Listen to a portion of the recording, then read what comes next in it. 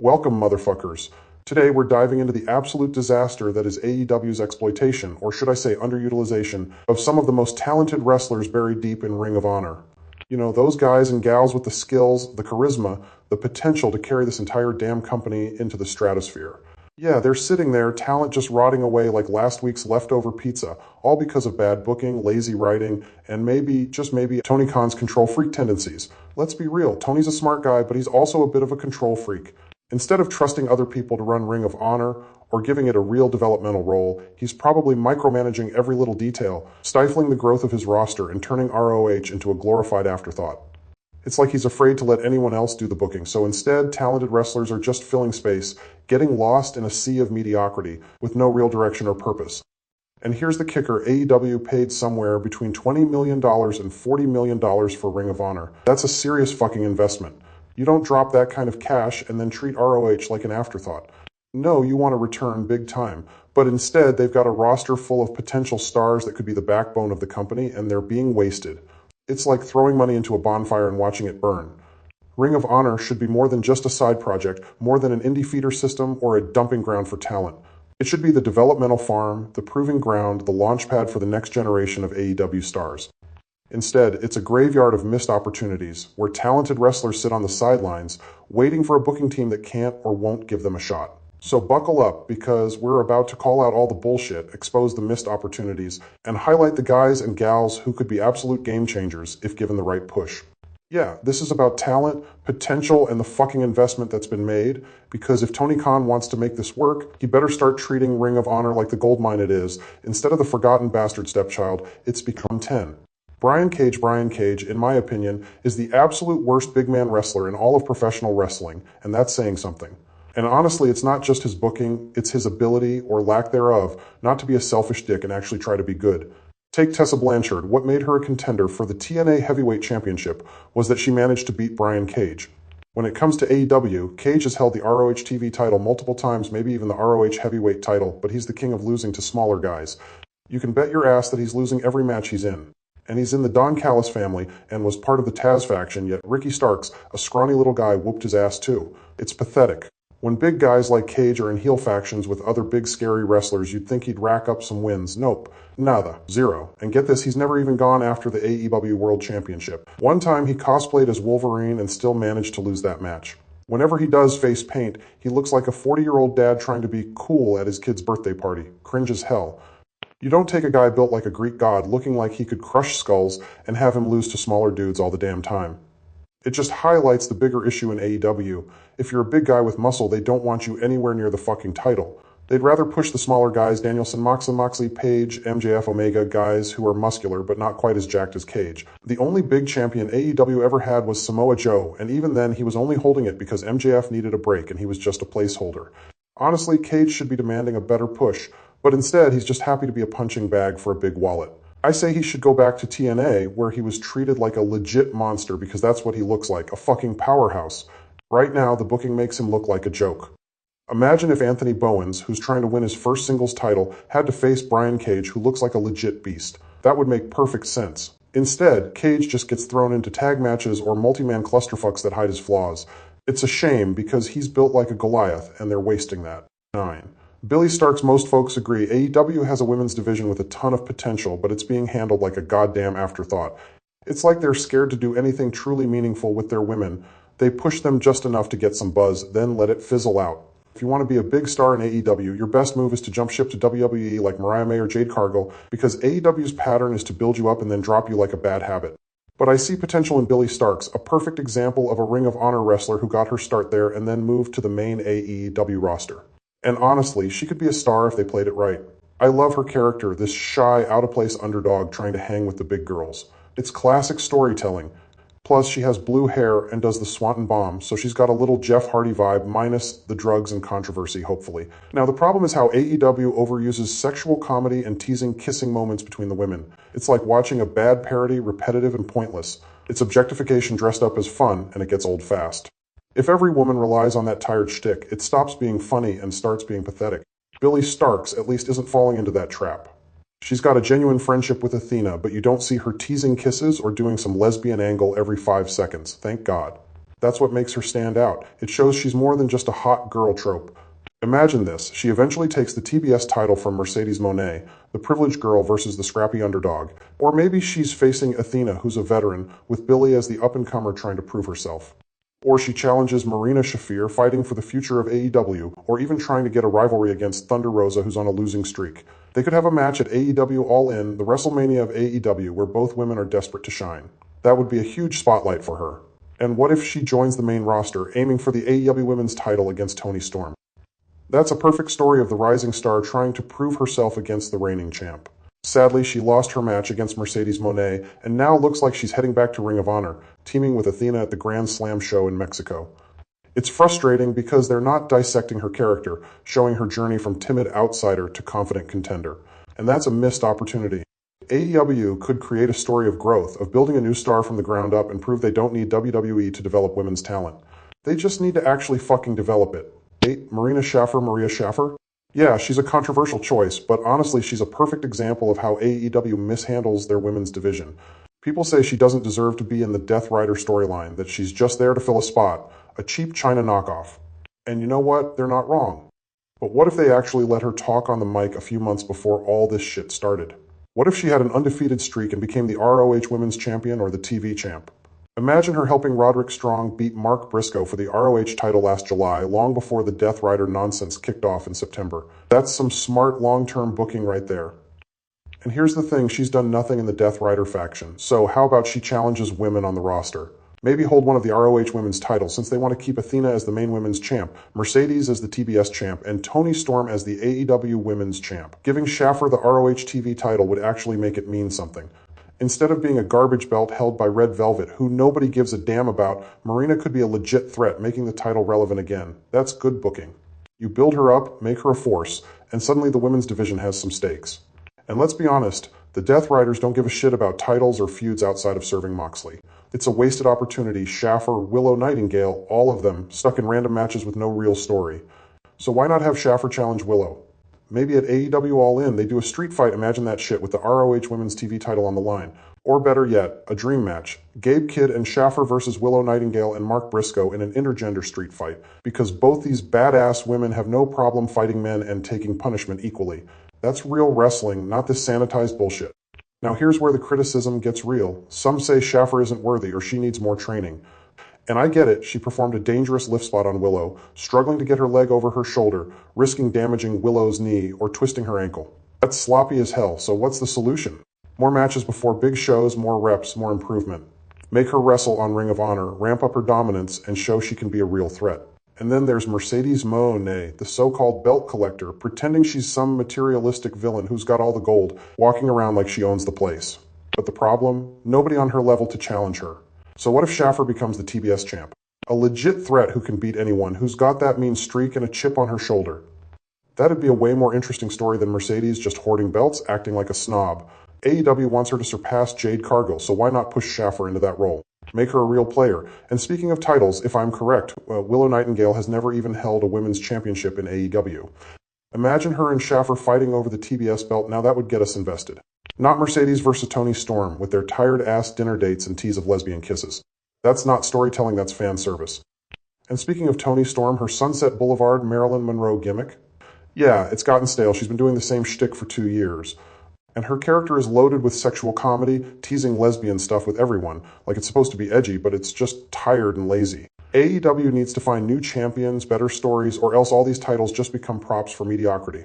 Here's a wild idea, what if Schaffer attacked Toni Storm? Made her forfeit the title. Then Willow versus Schaffer at All In, that would be a match with real heat, real emotion. Or even better, a Texas death match between Schaffer and Storm, because who wouldn't want to see that catharsis? Instead, AEW keeps dragging out these lame-ass storylines about dinners and tease kisses, and it's killing the division's credibility. Marina Schaffer. Underrated as hell, just like most of the women in AEW, because their titles are held hostage by champions who can't build new stars or craft compelling stories. Meanwhile, in WWE, many women are thriving because they're actually doing the work, building rivalries, creating moments.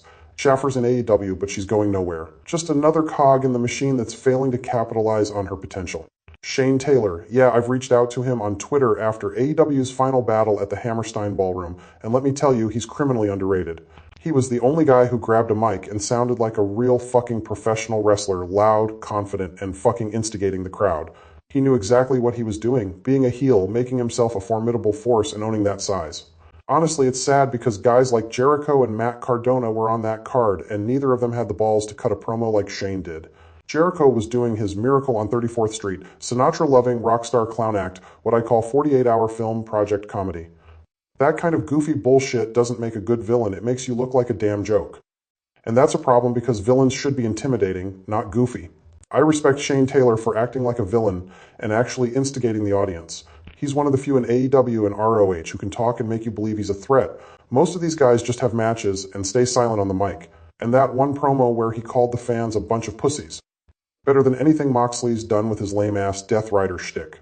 Honestly, Mox sounds like a drunk rambling at closing time, poor man's Bray Wyatt with that indirect nonsense. Shane, on the other hand, sounds like an angry bouncer ready to throw down. If Tony Khan actually cared Shane Taylor about cutting promos and pushing his character, maybe his faction could go somewhere instead of being stuck in the ROH abyss. Now here's the thing, big guys like Shane shouldn't be losing all the time. Not like Viscera in WWE, but he's got that size. He's a former boxer, so why not give him the knockout punch? Imagine him going toe-to-toe with Big Show at All In, or having a match that's just a mass of humanity colliding.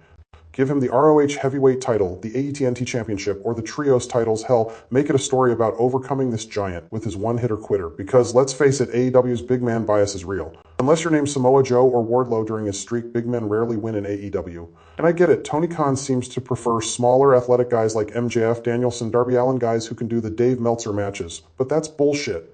It's unrealistic to have a smaller guy beat these bigger monsters when the promotion clearly favors the athletic, high-flying style over brute force. Shane Taylor's got the skills, he cares about being a villain, and he actually looks like a fucking threat. Better than Jericho, who recently got embarrassed because there was an 8-year-old girl in the audience that had more abs than him, and better than most of these mid-carders.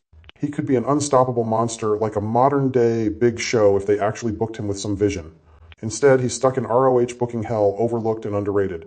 That's a damn shame because Shane Taylor could be a massive deal in both ROH and AEW if they just gave him the right push. 6. Dustin Rhodes. Dustin Rhodes is a veteran wrestler with a career that's full of untapped potential. There are so many stories they could tell with him, so many angles to get him over in a big way. First off, I've said it before, what if Dustin stepped into the ring against Chris Jericho for the ROH Championship at All In Texas?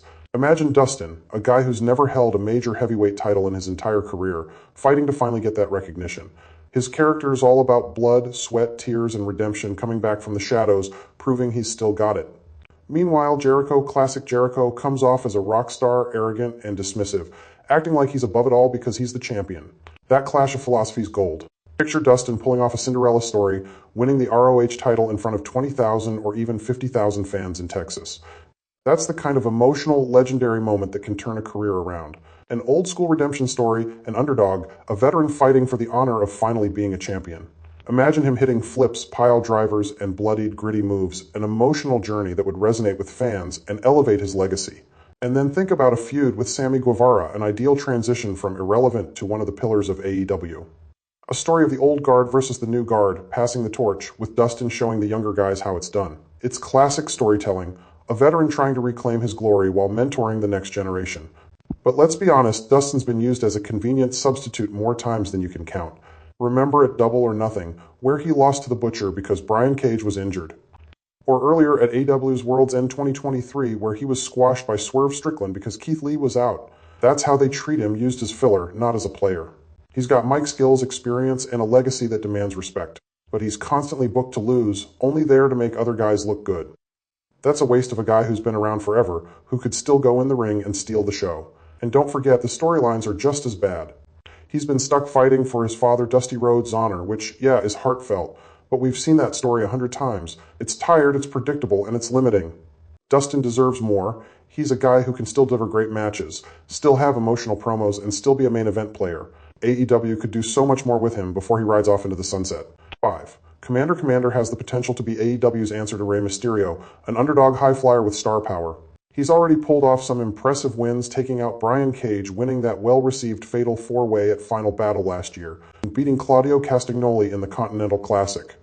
The guy's got a ton of great moves, gets over big as a high flyer, and has that underdog appeal that fans love. But here's the problem. AEW tends to pigeonhole him as just a luchador, just a high flyer. They never really let him be a multidimensional character. Rey Mysterio was always portrayed as the David facing Goliath, but he was also a nice guy, charming, relatable, with a story that fans could sink their teeth into. Commander. Right now, he's just the luchador, and that's a shame. Because if they really wanted to elevate him, they could do so much more. And they need to be careful because the stereotype in wrestling that if you're Mexican or Hispanic, you're only good for lucha, only useful in Mexican markets, only there for that luchador role. They risk turning Commander into just that, an overutilized luchador in Mexico City or only in Mexican-heavy markets, like a powerhouse Hobbs only being relevant in Atlanta or Queens. That's lazy booking and it's unfair. Imagine this, Commander versus Bandito for the ROH title at Arena Mexico, the Cathedral of Lucha Libre. Or Commander versus Shelton Benjamin, with MJF facing Mystico in Mexico City. Or a huge match where Jericho faces Commander in Mexico, with the winner going on to face Bandito at Supercard of Honor for the ROH Championship. Or Christian Cage forcing Nick Wayne to defend the ROH TV title against Commander in Mexico because Christian wants Wayne to face top-tier international talent. Or Commander versus Okada over the Continental title, champion versus champion international rivalry. Or Commander versus Roosh, bloodthirsty, heart versus hunger. The possibilities are endless. But AEW's biggest mistake would be to keep him as just a high-flying stereotypical luchador. They should break that mold, make him a multidimensional star, a character who can talk, has presence, and can carry a serious story. And considering he's been around for years, maybe since AEW's inception, it's about time they give him a real shot before he becomes just another guy stuck in the lucha role forever. And here's a fun twist, Kyle Fletcher as the Ring of Honor or TNT champion and Commander as the underdog challenger, only this time, Fletcher says he'll give Commander a shot, but only if he goes through 3 members of the Don Callis family. That's storytelling gold, build drama, elevate Commander, and finally give him a meaningful storyline that shows he's more than just a luchador. And one more thing, too many luchadors don't speak English well, or they speak softly in Spanish, perpetuating the stereotype that Mexicans and Hispanics can't cut promos in English. Commander could break that stereotype, he could be a multilingual star, a real ambassador for Hispanic wrestlers, and show that you don't have to be just a high flyer or a stereotype to be a major player. For Johnny TV, aka John Morrison or Johnny Nitro from WWE, is one of the biggest fucking examples of wasted talent in AEW. First off, he's a manager for his wife, Taya Valkyrie, and he's usually stuck in multi-person matches. That's a damn shame because this guy is a former WWE guy who a lot of us knew was hugely underrated and underused. Don't forget, they made him the ECW heavyweight champion because Chris Benoit missed a pay-per-view right before the tragic Benoit shit. Yeah, that's how much WWE didn't know what the hell to do with him. He had a killer feud with Austin Aries that put TNA on the map again when it was struggling in the late 2010s after Dixie Carter, Hogan, and Bischoff totally bombed the company. He's held the TNA Heavyweight Championship, and I have no idea why he's not the Ring of Honor champion right now, or why he's not on AEW and Collision consistently. Instead, he's just a veteran who's there to fill space, not to be a legit player. Imagine Johnny TV versus Kyle Fletcher, Konosuke Takeshita, Anthony Bowens, Max Caster, MJF, Darby Allin, Nick Wayne, dream matches all day. And if that's not enough, picture him in the ring against Will Ospreay, Samoa Joe, Mark Briscoe, Eddie Kingston, Jay Lethal, Adam Page, Swerve Strickland, Bryan Danielson, Kenny Omega, Okada, hell, name a top guy, and he could hang with them. Instead, he's just floating around as a guy who occasionally hits some sick moves but is completely directionless. Like Brian Cage and Jay Lethal, he's a former heavyweight champ who just exists on the AEW roster, getting paid to show up and do nothing meaningful. It's a fucking waste. Just like WWE, AEW has a treasure trove of talent that they're not utilizing properly. Johnny TV has the skills, the moves, the charisma. He's someone who could draw heat, put on bangers, and be a main eventer if given the chance. And if he and Taya want to tag together, make an intergender ROH Tag Team Championship, because why the hell not? They'd be a legit draw, and it'd give both of them something to actually do instead of sitting in limbo. 3. Dalton Castle. Dalton Castle could be a fucking superstar for AEW if they actually knew what to do with him. The guy's got a metrosexual gimmick that's dripping with style. Think Ric Flair meets Mardi Gras, with entrances that look like a parade and pageantry that makes WrestleMania look boring. His whole aesthetic screams spectacle, and that's exactly what wrestling needs, characters who are larger than life, visual icons that stand out in a sea of sameness. When each wrestler looks and acts like a unique, unforgettable character, it elevates the entire product. And Dalton, oh, he gets that. His gimmick is the kind of thing that can make him a star if booked right. But here's the problem. AEW has a golden opportunity to capitalize on the current cultural climate. LGBTQ issues are front and center in the mainstream, and Dalton's character, flamboyant, fashionable, confident, is perfect for teaching tolerance and breaking stereotypes. Imagine him openly talking about how folks assume he's gay, but he's actually just metrosexual. No, I'm not gay, I just like to look good and feel fabulous.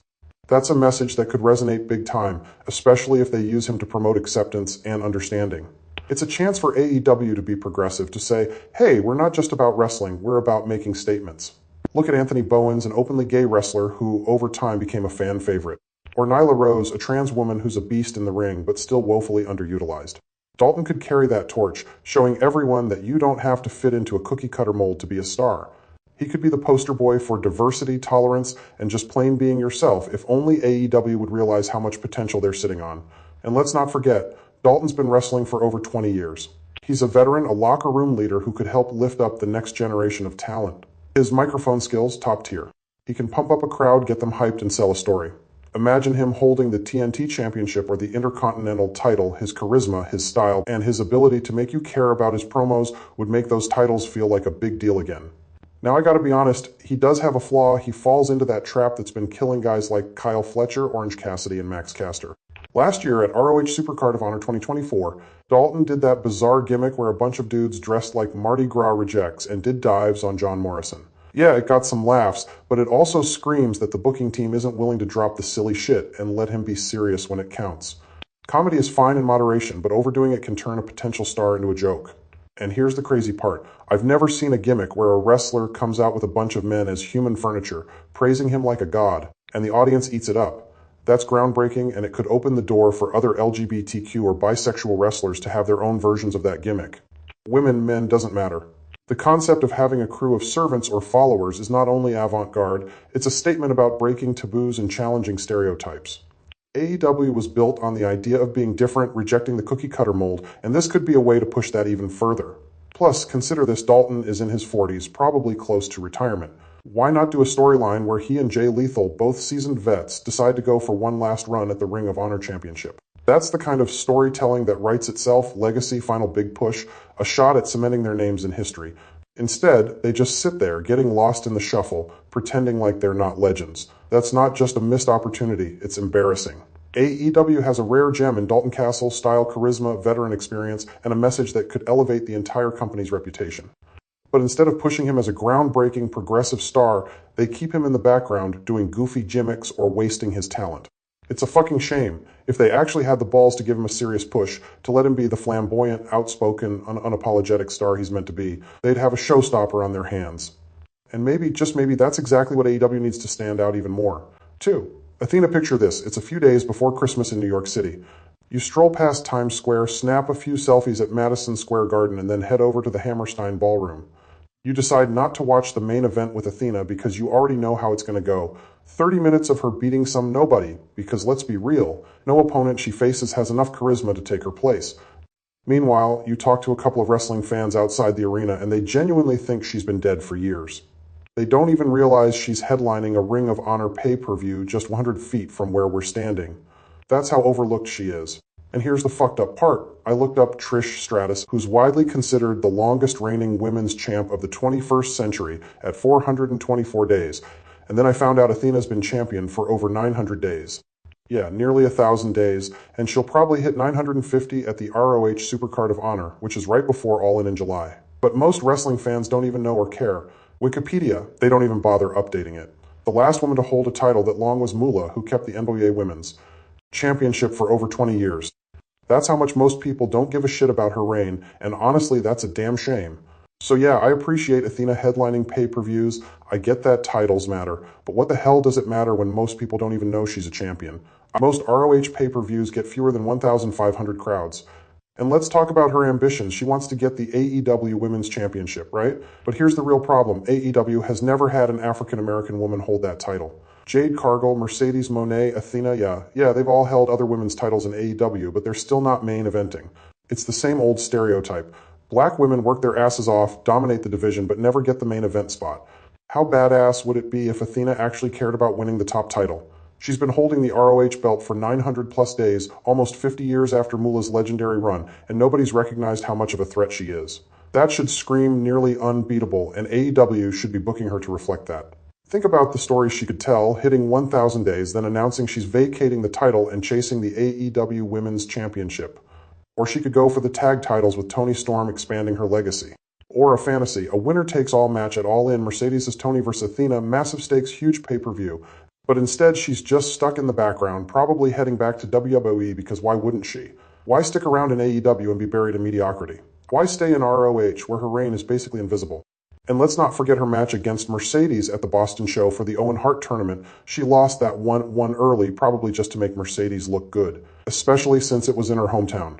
Imagine Mercedes challenging Athena at ROH's Supercard of Honor, something that would sell tickets, create buzz, and actually mean something. Maybe a 2 out of 3 falls, an hour-long epic, something to showcase Athena's true potential instead of hiding her in the shadows. 1. Mark Briscoe. In my honest opinion, Mark Briscoe should be a fucking megastar for AEW. He's got the potential to be a modern-day Mick Foley with his hardcore style, and he'd make a damn good babyface too. Part of AEW's identity is these unapologetic, brutal, no-holds-barred hardcore matches, and Briscoe fits that mold like a glove. But what really makes him stand out is his fucking voice. I've said he's like a mashup of Kid Rock, John Cena, and some dirtier South Boomhauer. Imagine him doing promos inside the ring, speaking all crazy and wild. That shit would get over so well. Just like Macho Man Randy Savage with that gravelly voice, Scott Steiner's coach from Hell Tone, or Jay Lethal doing Ric Flair and Macho Man impersonations, having a wrestler with a unique voice is a huge fucking advantage in this business. And let's not forget, Briscoe is a damn family man with about 10 kids. He fights for others for the greater good. He's that kind of guy. That's a character that would resonate in AEW, especially with the storyline now between Adam Page and Moxley. It's about Page realizing he's got friends willing to fight on his behalf to help him become champion over Moxley, who's been running wild and acting like he owns the place. Mark Briscoe, with a run, could be that guy, especially if Moxley's faction starts interfering during the main event at All In. Or hell, imagine him facing Gabe Kidd, taking some of that interference out of the way before it even happens. Now here's the real kicker. AEW has so many villainous champions, villains ruling as AEW World Champ, yet Mark Briscoe, for some goddamn reason, never gets a shot at the heavyweight title or even a chase. It's baffling. Picture this: MJF, the arrogant little punk, the young gun AEW champ in a match with Mark Briscoe. Or Christian Cage, the TNT champ with no respect for anyone, especially someone who lost his brother going up against Mark. Or Kyle Fletcher and Ricochet, both insufferable douchebags holding the TNT belt facing Briscoe. It practically writes itself. Briscoe as a babyface who works well with any villain. Yes, please. That's a money match waiting to happen. And here's a crazy idea. Imagine Briscoe cutting promos on these villain wrestlers, speaking all crazy, and actually engaging with the crowd, getting that crowd reaction. They've never done that with him, which is a damn shame. He'd get over huge if they just let him.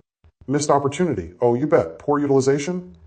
Absolutely. So why is Mark Briscoe my number 1 most underutilized wrestler from Ring of Honor? He was a former ROH champ. His reign was born from tragedy after his brother Jay Briscoe died in a car accident. Sure, maybe it was a political move to give him the belt, but he proved himself as a legit heavyweight champion.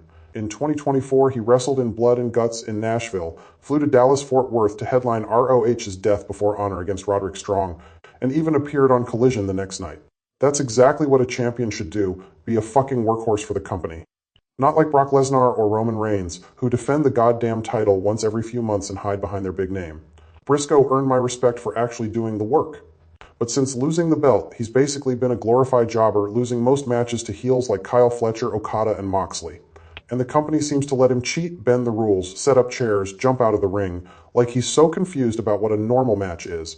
It's all hardcore all the time, which is fine, but it's got limits. And his signature move, the Froggy Bow. Names shit, sounds like something a kid would come up with. Like Anthony Bowen's Mollywop finisher. Stupid names, dumb finishes, and terrible branding. Come on, AEW. And here's a wild-ass idea. Since he was involved in Anarchy in the Arena against Gabe Kidd, why not set up a feud? Or even better, why not do Willow Nightingale and Mark Briscoe versus Gabe Kidd and Marina Schaffer at AEW All In?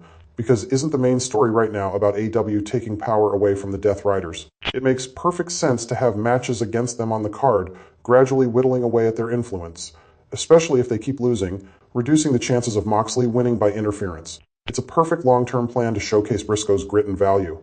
And here's the bigger picture. AEW's mistake with their Ring of Honor roster is not highlighting their new acquisitions enough. When WWE bought AAA, they pushed guys like Mr. Iguana because he actually resonated with the American audience. That's smart business. Same with why WWE pushes Jade Cargill, Cody Rhodes, Pentagon Jr., and CM Punk, because it's a billboard, a statement, hey, look what we can do with wrestlers from other promotions. WWE also showcased Joe Hendry, giving him a bigger platform because they have a working relationship with TNA. It's about making stars out of these guys, not just collecting talent. So if AEW really wants to cash in on their Ring of Honor buy, they need to push these wrestlers: Mark Briscoe, Dalton Castle, Jay Lethal, The Righteous, Shane Taylor. Let them shine. It proves that AEW's investment was worth it and that their roster can create big stars. But here's the crux. Tony Khan inherited a mess when he bought ROH. It's not all on him. Bringing in veterans like Bryan Danielson, Sting, Billy Gunn, Christopher Daniels, and Adam Copeland to help run ROH is smart. They're collecting a paycheck in retirement, and it keeps some of the workload off Tony. ROH should be a developmental territory for AEW, kind of like WWE's ECW was for a while. A breeding ground for the next generation of AEW stars, a farm system. And it's downright embarrassing that last year's final battle saw Matt Cardona face Christian Jericho for the ROH title. That's a joke. It shows ROH doesn't have credible contenders, and that's a huge problem. It's a wasted opportunity to build stars and elevate the brand. Bottom line, buying ROH could be a goldmine if they actually put in the effort. They have a roster full of talent that, if properly utilized, could turn Ring of Honor into a fucking powerhouse of future stars and a serious asset for AEW moving forward.